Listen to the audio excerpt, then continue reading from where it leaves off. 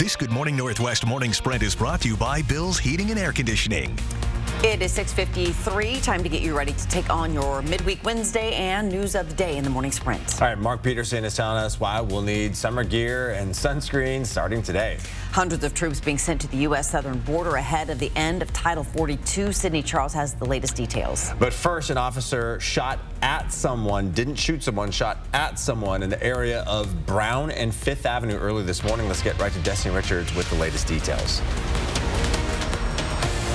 That's right. Police were chasing a man who had a gun and approached a car in a parking lot around 4 o'clock this morning. This is the scene right now. They say that the man approached someone in a car. There was a struggle and that car started rolling eastbound on West 5th Avenue. The car was able to be pinned about 3 blocks down, but police started chasing that man and the man brandished a gun at police. That's when an officer shot at him, but there were no injuries. That man ended up surrendering to police and he is in custody. Right now, the Spokane County Sheriff's Office is leading the investigation. We'll keep you updated here at the scene throughout the morning.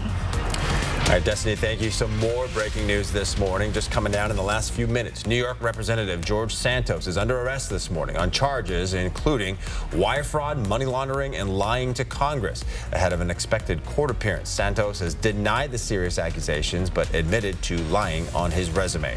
This Saturday, thousands of University of Idaho seniors will walk across the stage in front of their friends and family to receive degrees. Madison Mogen was supposed to be one of those students walking this weekend, but she was murdered in November along with her friends Kaylee Gonsalves, Ethan Chapin, and Xana Kernodle. Gonsalves was set to graduate in December.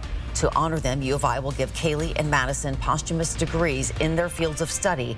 Ethan and Xana will each receive certificates for their studies. Their suspected killer, Brian Kohberger, is awaiting a preliminary hearing in June to see if there is enough evidence to proceed to trial.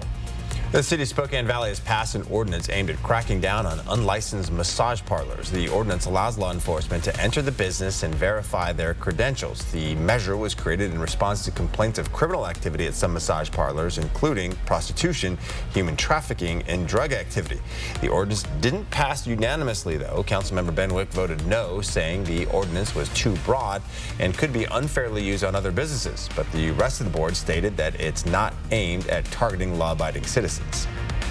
Looking at our forecast, our first alert weather, it is a mild start to the day. 42 into Meade, Deer Park at 39 degrees, but into the valley, you're into the mid-40s solid.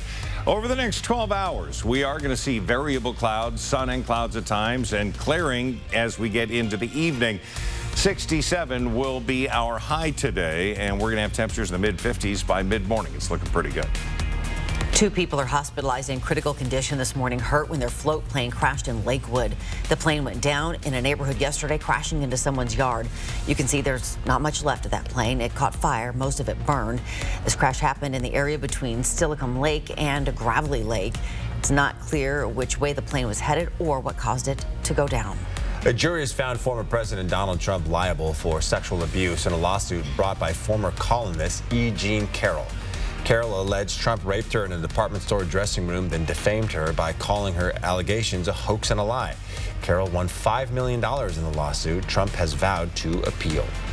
E. Jean Carroll will be live on Good Morning America in just a few moments, talking about winning her civil case against the former president. And this morning, hundreds of U.S. troops have arrived at the southern border. The troops were sent by the Biden administration to help cope with the massive surge of migrants expected in the coming days.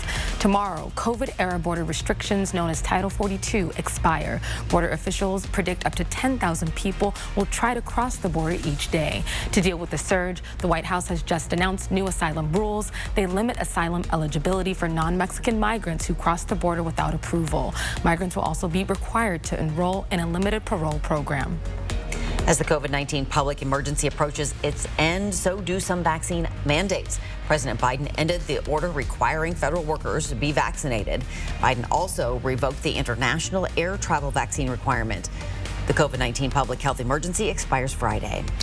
And a 14-year-old from Liberty Lake is in New York today. She's been asked to give a TEDx talk this Friday. We first introduced you to Sindhu Serpanini. In 2020, when she began teaching art online during the pandemic. In 2021, she received a Presidential Recognition Award for more than 500 hours of volunteer work.